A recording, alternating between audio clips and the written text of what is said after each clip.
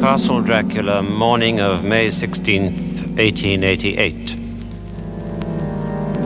There is something so strange about this place and all in it that I cannot but feel uneasy. I wish I were safe out of it, or that I had never come. If there were anyone to talk to, I could bear it, but there is no one. I have only the Count to speak with, and I fear I am myself the only living soul within the place. Let me be prosaic, so far as the facts can be. It'll help me to bear up, and imagination must not run riot with me.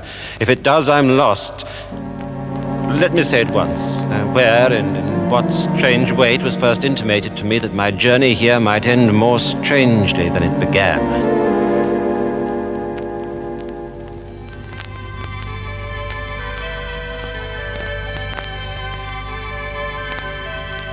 I recall the occasion only too well. This is what happened. I'd reached Munich and had put up at the inn of the Vier Jahrzeiten. Next day the sun was shining brightly and the air was full of the joyousness of early summer. I determined to hire a carriage and take a drive in the countryside round about.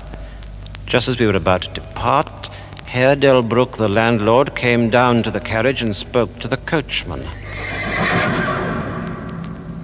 Johann, remember you're back by nightfall. The sky looks bright, but there's a shiver in the north wind. There may be a sudden storm. But I'm sure you'll not be late, for you know what night it is. I trust you'll enjoy a very pleasant drive, Herr Harker. I've no doubt of that, Herr Delbruck. Excellent. Then I will not detain you.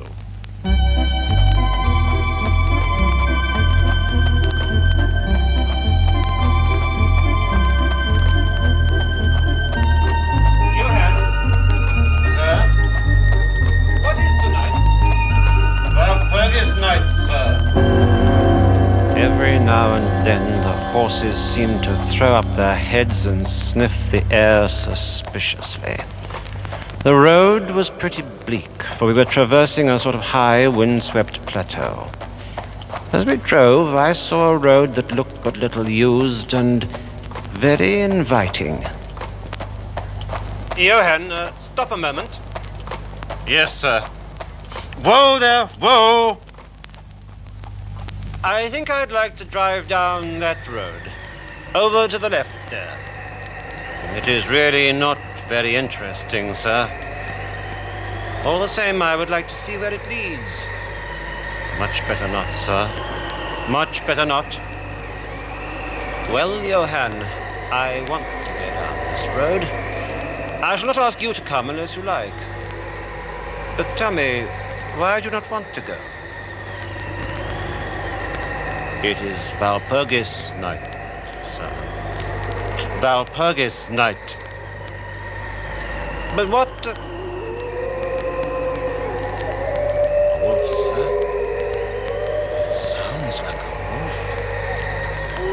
But there are no wolves here now. No. Isn't it long since the wolves were so near the city? Long. Long in spring and summer. Snow is different.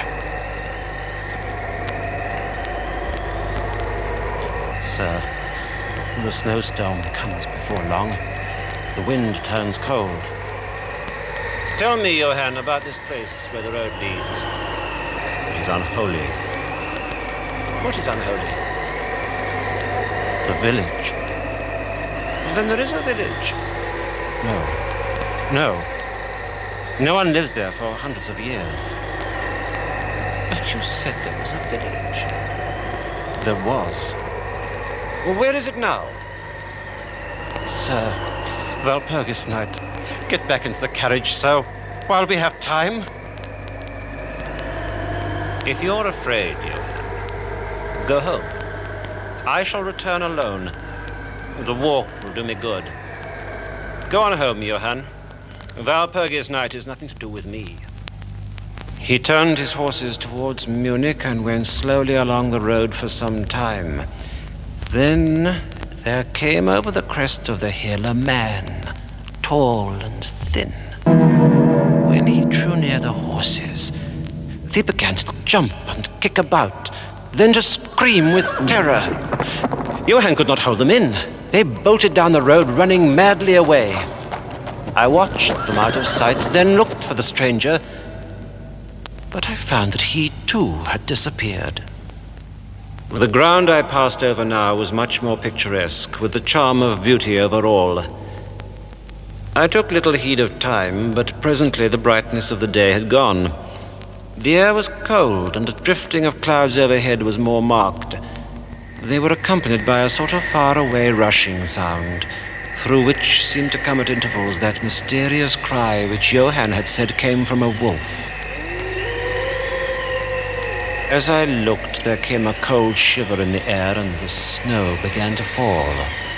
Darker and darker grew the sky, and faster and heavier fell the snow, till the earth before and around me was a glistening white carpet, the further edge of which was lost in misty vagueness. In a little while I found that I must have strayed from the road. The wind grew stronger, the snow was now falling so thickly and whirling about me in such rapid eddies that I could hardly keep my eyes open. Every now and then the heavens were torn asunder by vivid lightning, and in the flashes I could see ahead of me a great mass of trees, chiefly yew and cypress, all heavily coated with snow. There was a sudden stillness. The storm had passed. Suddenly the moonlight broke through the clouds. I was in a graveyard. Before me was a massive tomb of marble, as white as the snow that lay on and all around it. Impelled by some sort of fascination, I approached the sepulchre to see what it was and why such a thing stood alone in such a place. I walked round it and read over the door, Countess Stollinger of Graz in Styria, sought and found dead, 1801.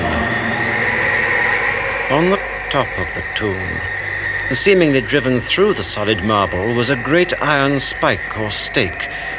On going to the back, I saw, graven in great Russian letters, "The dead travel fast." Valpurgis night. The devil is abroad, graves open, the dead come forth and walk. All evil things of air and earth and water hold revel. This is the very place Johann specially shunned. This is the depopulated village of centuries ago. This is where the vampire lie. Now a perfect tornado burst upon me. The only spot that seemed to afford refuge was the deep Doric doorway of the marble tomb. Then, as I crouched against the massive bronze door, it moved slightly and opened inwards.